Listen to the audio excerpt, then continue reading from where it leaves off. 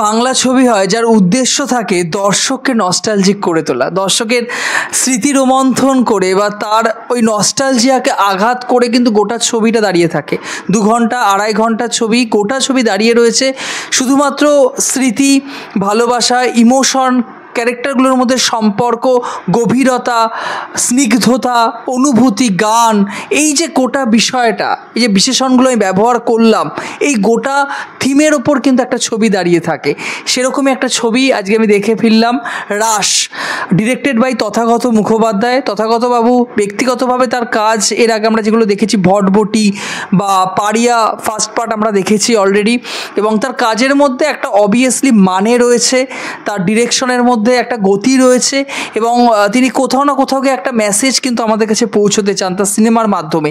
এই রাস ছবিটা কোথাও গিয়ে কিন্তু সেই মেসেজটাকেই আরও দীর্ঘায়িত করে। নমস্কার বন্ধুরা, শাহ টকিজে আপনাদের সকলকে স্বাগত। আমি আকাশ। এখন আমরা তথাগত মুখোপাধ্যায়ের নতুন ছবি রাস, সেই ছবির কিন্তু রিভিউ করব। এই ছবি যে টাইটেলটা আমার খুব ভালো লেগেছে, যে হারিয়ে যাওয়া বাঙালির গল্প, বাংলার গল্প, এরকম একটা টাইটেল আমি দেখলাম।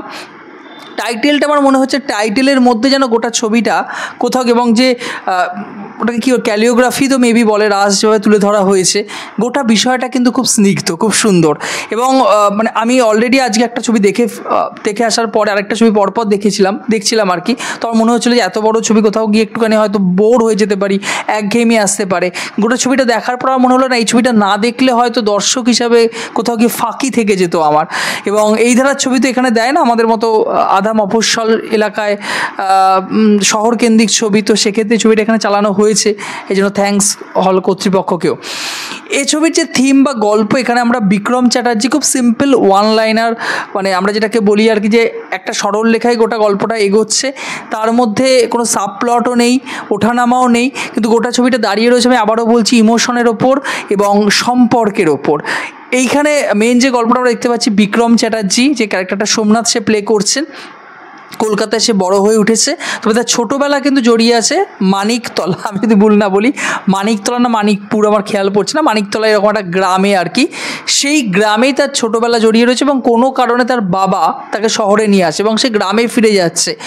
বড় হওয়ার পরে, বড় আইটি অফিসার হওয়ার পরে সে আবার গ্রামে ফিরে যাচ্ছে কিছুদিনের জন্য, এবং সেই গ্রামে ফিরে যাওয়ার পরে তার স্মৃতি কীভাবে আবার ফিরে আসবে গ্রামের সাথে, সে গ্রামের সাথে কীভাবে গভীরভাবে জড়িয়ে পড়বে, তার বাবা কেন তাকে নিয়ে শহরে চলে গিয়েছিলেন, এবং তার বাবা ফিরে আসার পর গ্রামে তাকে কি আবার শহরে নিয়ে যেতে পারবে, তার যে ব্যক্তি জীবন পড়ে রয়েছে শহরে, সেটাকে ফেলে কি সে শেষ অবধি গ্রামের মানুষের সাথে একাত্মবোধ করতে পারবে, কি রয়েছে তার গ্রামের ইতিহাসে, গ্রামের পরতে পরতে কোন জীবন জড়িয়ে রয়েছে, এটা জানার জন্য আপনাকে কিন্তু হলে গিয়ে রাজ ছবিটি দেখতে হবে। এর থেকে বেশি কিছু বলার নেই।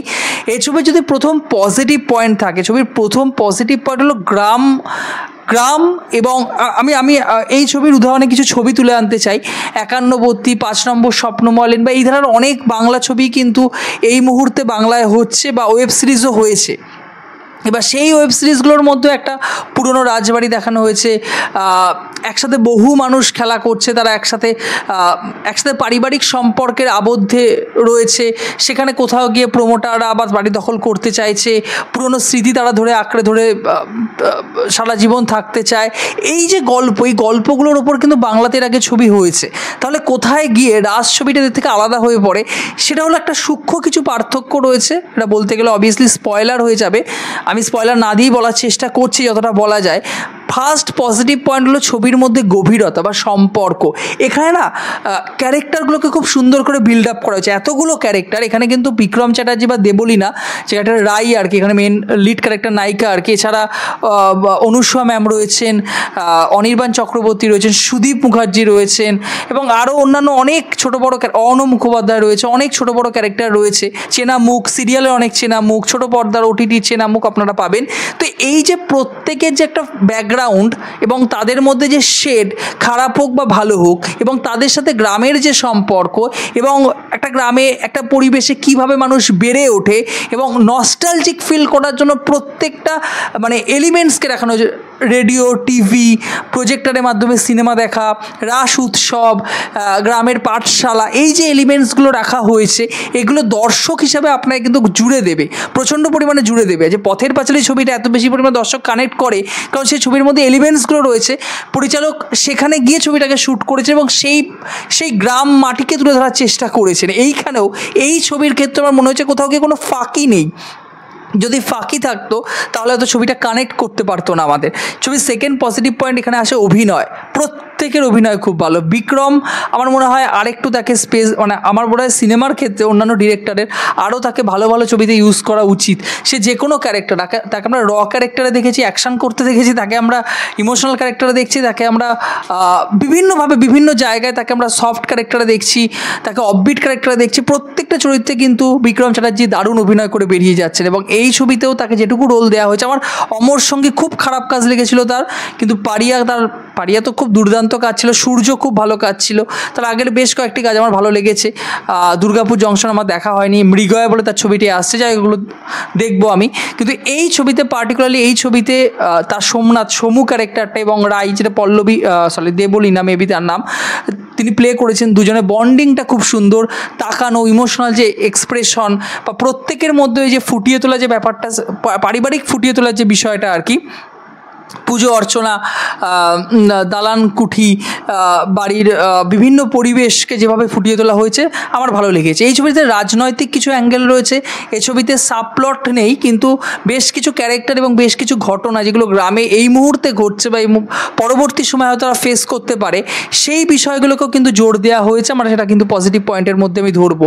এবং ক্রমাগত ছবিটা যেভাবে ডেভেলপ করছে, যেভাবে ক্যারেক্টারগুলোকে নিয়ে ডেভেলপ করছে, ঘটনাগুলোকে ডেভেলপ করছে, নতুন নতুন ঘটনা ঘটছে এবং দর্শক কিন্তু প্রতিটা মুহূর্তে মজাও পাবে, ইমোশনালি কানেক্টও করবে এবং কোথাও গিয়ে মনে হবে দর্শকের যে না এই ছবিটা। এবং গান, এই ছবির গান, আমি গানটার কথা বলতে চাই, বিভিন্ন গানগুলোকে যেভাবে ইউজ করা হয়েছে না, বিভিন্ন সেই ঠাকুরের গান হোক, রবীন্দ্রসঙ্গীত, বিভিন্নভাবে গানগুলোকে কানেক্ট করা হয়েছে, সেগুলো কিন্তু দর্শক হিসেবে ব্যাকগ্রাউন্ড মিউজিক আপনি কানেক্ট করবেন গোটা ঘটনার সাথে। গ্রাম মাটির গন্ধ কিন্তু ছবিটাতে মিশে রয়েছে এবং রাস উৎসবকে কেন্দ্র করে যেভাবে মিলন দেখানো হয়েছে, পারিবারিক বন্ধন দেখানো হচ্ছে, একজন দর্শক হিসেবে আমি কিন্তু এনজয় করেছি 2.5 ঘন্টা।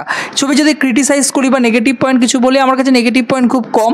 তবে ছবিটা দেখতে দেখতে এটা আমার নিজের ধারণা হতে পারে, যেহেতু আমি আগে একটা বড় ছবি, বাংলা ছবি দেখেছি তো, এবং রাত হয়ে যাচ্ছিল, আমার মনে হচ্ছে ছবিটাকে আরেকটু হয়তো ক্রিস্পি, আরেকটু ছোটো হয়তো করা যেত, কিছু লেয়ার দেওয়া হয়েছে, লেয়ারগুলোকে কাটা যেতে পারতো। তবে সেক্ষেত্রে হয়তো গল্পর যে মেন পয়েন্ট বা আরও যে সমস্ত ক্যারেক্টারগুলোকে ইন্ট্রোডিউস করা হচ্ছিল ক্রমাগত, হয়তো তাদের ব্যাকগ্রাউন্ড আমরা জানতে পারতাম না। সেক্ষেত্রে হয়তো সিনেমাটাকে একটু হলেও দীর্ঘায়িত করা, যে 2 ঘন্টা 33 মিনিট ছবিটা একটু বেশিই বড়, আর একটু ছোটো হয়তো 2 ঘন্টা 10 মিনিটের মধ্যে তো শেষ করা যেত, এটা আমার মনে হয়েছে। এই ছিল ছবির নেগেটিভ এবং পজিটিভ পয়েন্টই বেশি। এবং এই ধারার ছবি যেহেতু অঙ্ক কি কঠিন বা বাৎসরিকের মতো ছবিও দেখার আমার প্রচণ্ড পরিমাণে ইচ্ছে, কিন্তু কাছাকাছি কোনো হলে আসেনি, কিন্তু রাস ভাগ্যক্রমে এসেছে এবং ভালো শো টাইম পেয়েছে। এটা শো টাইম পাওয়াটা একটা ব্যাপার, আমরা যারা আধা মফস্বলে থাকি, কারণ ছবি দেখে আবার ফিরে আসতে হয় বাড়িতে, এসে রিভিউ করতে হয়, তো সেক্ষেত্রে আমি রাস দেখে কিন্তু সত্যি আমার ভালো লাগা একটা কাজ করেছে। এবং এই ধারায় বাংলায় যে ধরনের ছবি তৈরি হয়, সেখানে আমি রাসকে কিন্তু অনেকটাই এগিয়ে রাখবো। আপনারা যদি রাস দেখে থাকেন, আপনাদের কেমন লেগেছে কমেন্ট বক্সে জানাতে ভুলবেন না। ভিডিওটি ভালো লাগলে, ইনফরমেটিভ ভিডিও পেতে চ্যানেলটিকে সাবস্ক্রাইব করে পাশে থাকতে হবে কিন্তু বন্ধুরা। জয় হিন্দ।